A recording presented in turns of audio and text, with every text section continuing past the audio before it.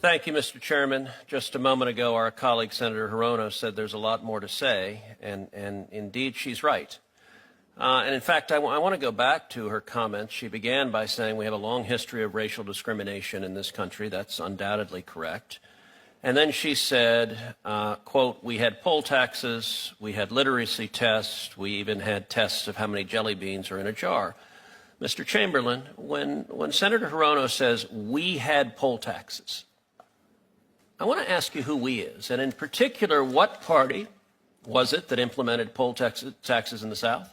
And I don't want to necessarily speak in every single case, but I'm pretty confident it was mostly the Democrats. And what party was it that put literacy tests in place in the South? Same answer, mostly the Democrats. And what party was it that had tests like how many jelly beans are in a bottle? The Democrats. Tell me, what party were the founders of the Ku Klux Klan from? I'm pretty sure that was the Democrats. Indeed. In fact, Nathan Bedford Forrest, the founder of the Klan, was a delegate to the 1860 Democrat National Convention. What party wrote the Jim Crow laws in the South? The Democrats. And so on this side of the aisle were members of the Republican Party. Who was the first Republican president? Abraham Lincoln.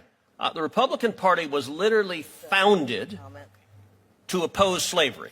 We came into existence because slavery was a grotesque evil, and it was President Lincoln, the first Republican president, who signed the Emancipation Proclamation, who won the Civil War, and that resulted in the freeing of the slaves and the passage of the 13th, 14th, and 15th Amendments. By the way, fast forward to the Civil Rights era. Bull Connor, one of the most noxiously racist politicians. What party was he from? He was a Democrat. The Democrats, for the entire history of their party, have been a party based on racial discrimination. They affirmatively embrace it. They support it. Let me ask you, Mr. Grime, is discriminating based on race consistent with the United States Constitution? No. What does the 14th Amendment say about discrimination based on race? It's prohibited. What does the 15th Amendment say about discriminating based on race, and in particular drawing congressional lines and explicitly discriminating based on race? It's prohibited.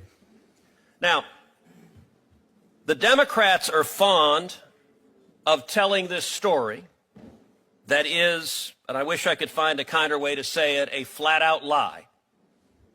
That without discriminating based on race, that no African Americans will be elected and no Hispanics will be elected. Indeed, there was one fellow online who was a vocal left-wing spokesperson who tweeted out, if I'm advising anybody to run for president, they sure as hell better have a solution to how you make sure that it's not another 100 years before another black person can represent South Carolina. So that's a typical Democrat statement, that we cannot elect a black person in South Carolina without discriminating based on race. I want to ask you, Mr. Chamberlain, who is the junior senator from South Carolina right now? That would be Tim Scott. And, all right, I'll tell you what I said online. I said, hey, Grok, who is Tim Scott, and why do Democrats think he isn't black? And by the way, was Tim Scott elected because of a gerrymandered district drawn only to elect an African American? No, he won statewide. He won statewide. By the way, the Democrat position is you can only elect African Americans with a gerrymandered district. I will point out Burgess Owens, an African American, is elected in a majority white district in the state of Utah. He's a Republican. Byron Donalds, another African American, is elected in the majority white district in Florida. He is a Republican.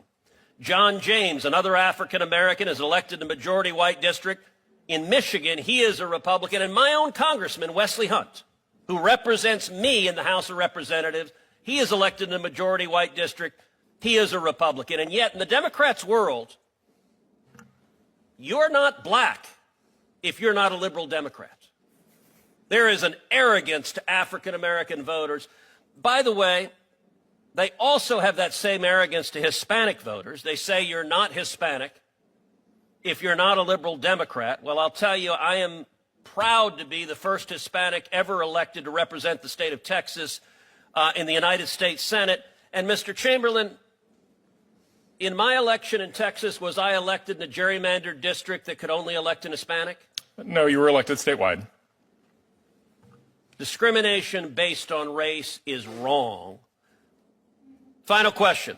The Democrats are now clutching their pearls that seats drawn to elect liberal Democrats in the South are going to go away. You may get black Republicans instead. Indeed, in Tennessee, they're freaking out that a liberal white guy who's a Democrat is likely going to lose his seat to an African-American woman who's a Republican, and they say that's horrible racial oppression. My final question is this. If you look nationwide, which party has egregiously abused gerrymandering for decades? Both parties are guilty of it, but who has been the worst offender? And in particular, take New England.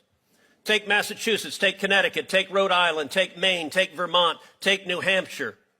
How many Republicans are elected from all of New England in the House of Representatives? I think the answer to that is zero. Zero. They've drawn every district in a naked gerrymander, and yet they're very upset that their illegal pursuit of power has now been stopped by the Supreme Court that is enforcing the Constitution and prohibiting the racial gerrymandering and discrimination their party is built on.